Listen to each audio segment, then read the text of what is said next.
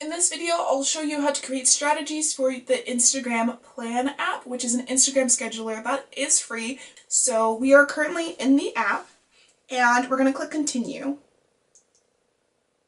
and click strategy along the bottom.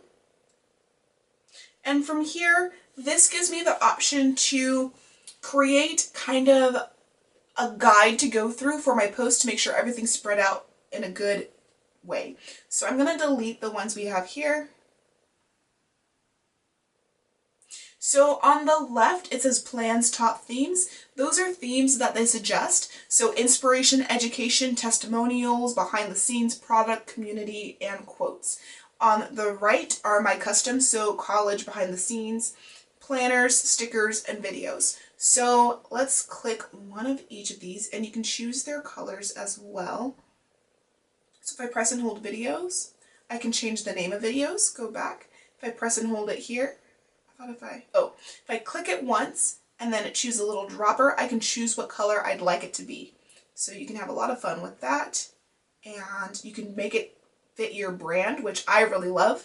I have two planners, so I'm gonna click and hold this planner because they're right next to each other and kind of put them kitty corner to each other so that they're not one right after the other. Now that I have this, I can take it and hit this plus sign at the bottom right, and it adds it to my feed or my plan just like it would a photo, except what I will have to do now is click college and click college, and then I would have to go through my phone to find a photo that matches that description. So say I did a photo shoot where I did all of my student sticker products, right? So what I can do is just click on those photos and space them because they're already spaced out. I can go here and add another strategy.